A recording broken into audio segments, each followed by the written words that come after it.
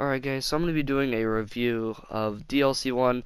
I don't really, I am going to have a new live commentary coming for you guys, hopefully very soon, on it.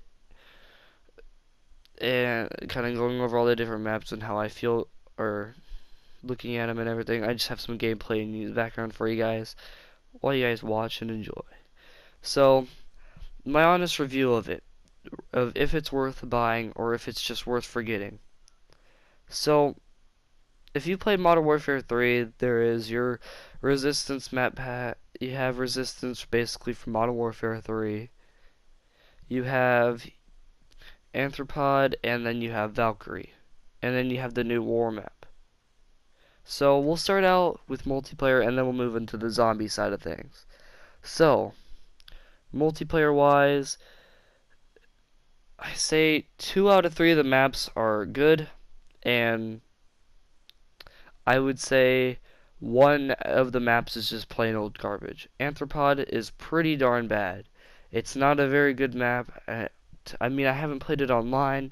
I don't really know how it flows, but to me, when just going over the map in custom game and kind of looking around, it's a pretty boring map.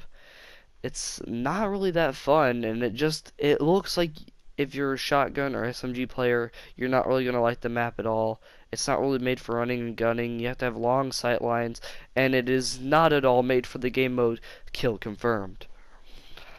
So, but I mean, I guess one positive is you can swim. Oh boy, next gen feature right there. The other two maps, Valkyrie looks really cool. I mean, I was a little bit disappointed that there's not an upstairs in the Wolf Den and the hideout building, but whatever. I guess trying to take all the fun of cool maps. Basically, I have to give it. It looks like a fun map. It looks like it flows really well, and for one, it looks really well designed for a good map. Now, the Resistance remake. If you guys don't remember, in Modern Warfare 3, there was a map called Resistance, and it was a really popular, really fun map. It's the exact same, just with different design points. If you guys didn't know, there was an actual cool like jump where on one side of the map you could actually jump up on a pole, like you could jump up on a telephone pole and you could sit up there. And for infected, it was really fun to just sit up there, or for hide and seek, like they have to jump up there and they have to try and get you, and by then you could just run away. So they did actually leave that in, but it's not like a telephone booth.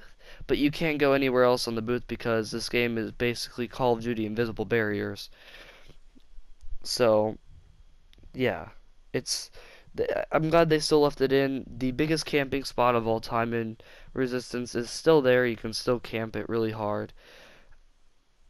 My honest opinion on this whole event for DLC 1 2 is if they were going to add another game mode, why didn't they add Infected for this? Resistance is like one of the fan favorites for Infected, so I don't know why Prop Hunt was added instead of Infected. That's my new question. But, so moving on that fact, the map is, it looks really nice, it's stunning, it works beautifully in this game because it's not exo jumping, so everybody that was getting mad about, oh, it's already in Infinite Warfare, yeah, well, it didn't flow well in Infinite Warfare because the map is made for boots on the ground gameplay. So moving on to the war map. So from what I've seen and what I've seen from other people's videos is the war map isn't actually that good. The war map is actually not very fun for the defenders, but it's a lot of fun for really bad people on the attacking side. If you know how to properly spawn trap and have the hustle on, well, have fun getting 150 plus kills while everyone else just spams the objective until last minute so that you can just shoot it at the last second so you can keep going. Because you'll never have time to build on defense. The next objective part is really short and you won't have enough time until the enemy rushes you. So it's, yeah, the spacing was not exactly the best on this map.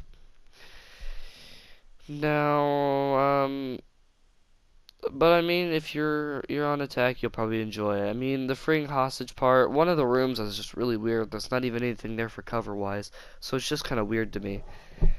And I mean, I haven't played it online yet, but honestly, I don't think I'll really enjoy it that much unless I'm gonna play Super Saiyan tryhard and just gonna release my inner rage and just go ham, which is not gonna happen.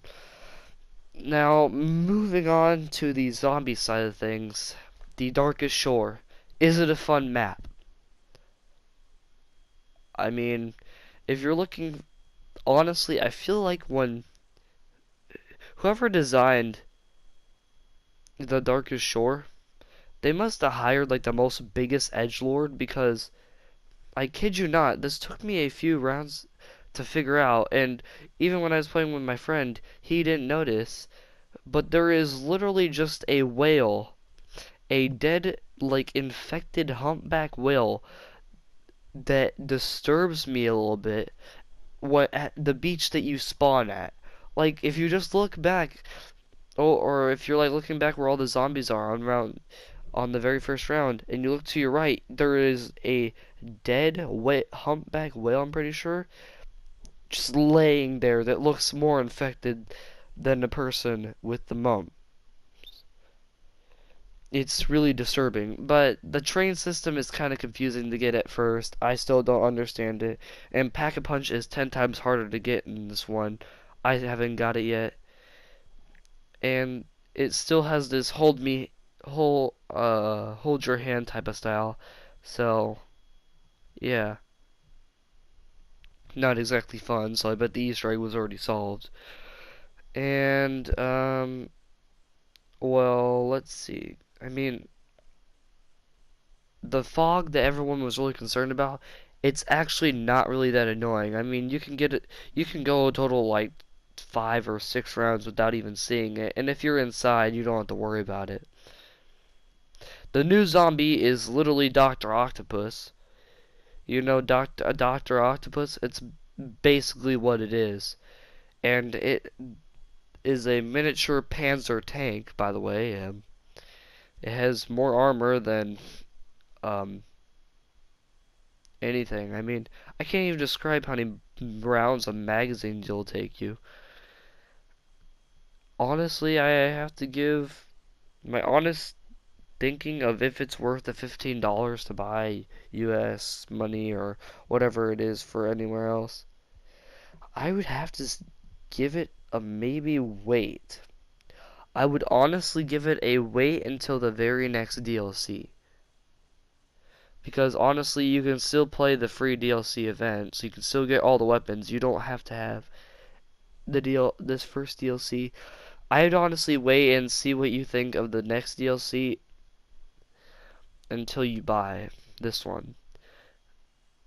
Because to me, it's kind of an in-between. I mean, if you want to be able to play some new maps, I would say go right ahead. The zombies map on this one is actually way more interesting than the other one.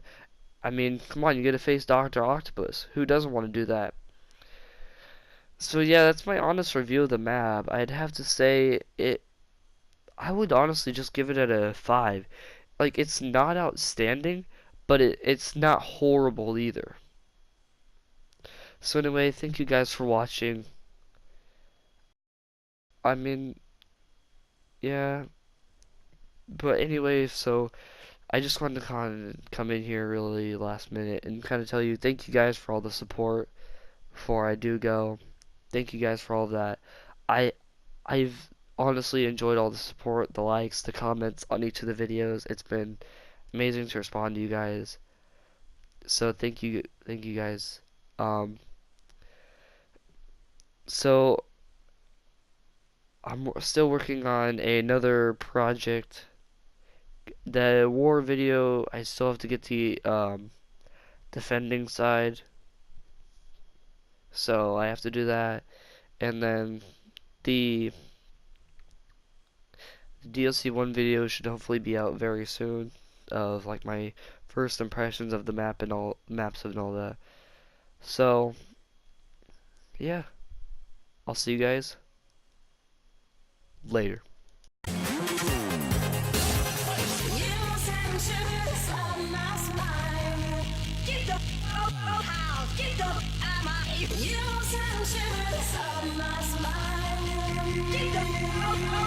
Get the Get the house, get the